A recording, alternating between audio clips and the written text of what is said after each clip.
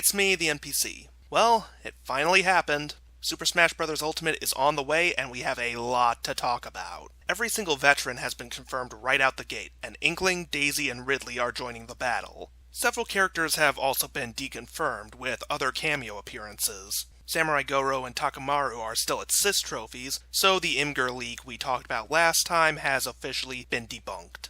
Also, the amount of new characters this time around is going to be relatively small. I'm not stopping this series just yet, but we do have a lot more to consider. This time around, I want to focus on the Echo Fighters. This is a new branding they've given to these super similar clone characters like Lucina and Dark Pit. Seeing as my most popular video to date is all about these kinds of characters, I might as well talk about which ones have the best chance at getting in. Just so we're all clear, Echo Fighters are not exactly the same thing as clones. They're just the most extreme examples, with just a few stat changes and mostly cosmetic updates like taunts and victory animations. First off is a character that is long overdue for me, Dr. Luigi. This is a character I left out of my original video, and I definitely should have mentioned him. However, there's a reason he didn't get in, and it ties into why I don't think he has a strong chance. I just forgot about him. Dr. Luigi doesn't exactly have a long or illustrious history to him. The Dr. Mario sub-series doesn't demand another character, and the Greater Mario series is already packed with all the characters it needs. He's just not a high priority any way you slice it. They certainly could do it, as his silhouette wouldn't conflict much with either Luigi or Dr. Mario, and there are some potential changes they could make. However, just because they can do it doesn't mean they should, and I've already established that there are a lot more options out there that would be a better use of development time.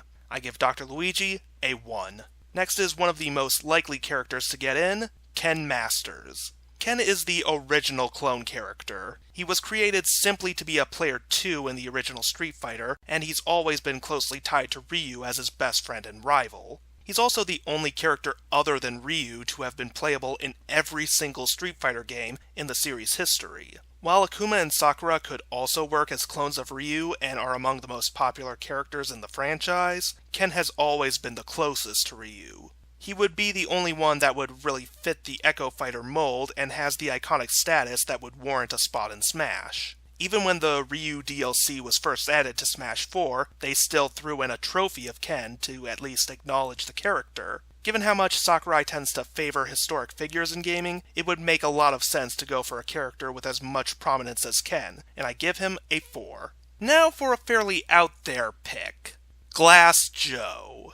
I really like the Punch-Out games, so I'm naturally curious about which of Little Mac's rivals could join him in Smash. Where better to start than with the guy who starts off most of the games?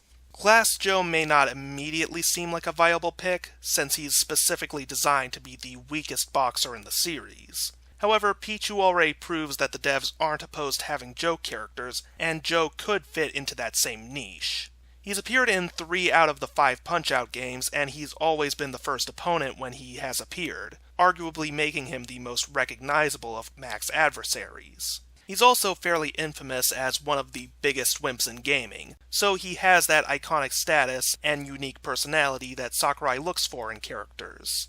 That being said, it's unlikely that Glass Joe could really work as an Echo Fighter. Joe is noticeably taller than Mac. While Lucina proves that size differences are possible for Echo Fighters, the difference between her and Marth is nowhere near as drastic as the one between Joe and Mac. Glass Joe would probably lean more into the territory of clone characters like Young Link, with more changes made than the minimal effort of Echo Fighters. They could probably get away with a lot of the hitboxes on his attacks aiming too high for certain characters, since he would be a Joe character himself, and having a disadvantage against shorter opponents would actually be appropriately thematic. But that also raises the question of whether or not the roster really needs a second Joe character. While he would never take a great deal of development time, even small amounts of time are valuable, and making an intentionally weak clone for the second time just might not be worth it. I give Glass Joe a 2.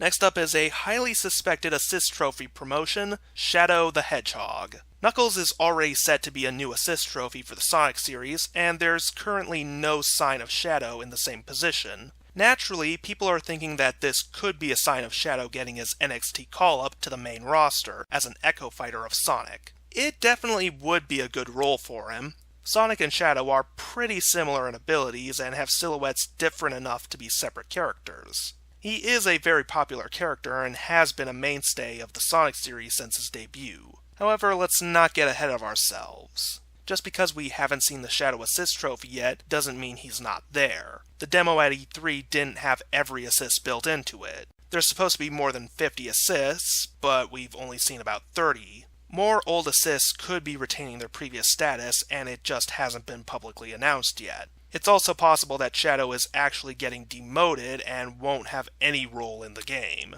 They may have put Knuckles in just to show love towards the classic Sonic games, and Shadow is just getting dropped altogether. However, I don't think that's going to happen, and I'm going to give Shadow a 4. Okay, I'm really about to open a can of worms, but we need to talk about Chrom. Everyone was expecting him to be the next Fire Emblem character, only to get passed over for Robin and Lucina instead. The reveal trailer even poked fun at him just missing out on a proper spot on the roster. However, this might just be the day he's been waiting for. But wait, you say, Chrom can't be playable. He's already a part of Robin's final smash. Well, here's the thing. We don't actually know that. Yeah, he had that role in Smash 4, but we haven't seen Robin's final smash in Ultimate yet, so we don't know if Chrom is still in that spot.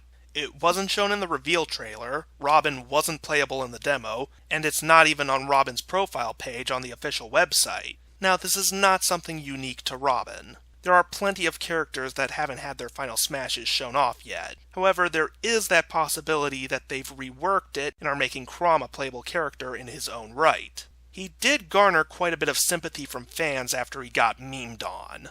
That said, Fire Emblem, particularly Awakening, already has plenty of representation, and there's just not anything Chrom could bring to the roster outside of just another swordsman. The only place he could have is as an Echo Fighter. Marth has already been cloned twice, so we definitely don't need another one of him. Fortunately, Chrom is fairly similar in build to Ike, who hasn't been cloned once yet. That's really the only way I could ever see him making it in. It's just a question of whether or not Sakurai sees him as worth putting time into. Echo Fighters might be the easiest to develop, but that doesn't mean they come free. It could easily go either way for Chrom, and I give him a 3. That's it for this episode, but I've got a lot more to talk about in the future. Be sure to gently caress the subscribe button and stab the fucking bell to stay tuned for more Speculation Brothers, other Smash discussion, and anything else I want to talk about. Thanks for watching, and remember to hype responsibly.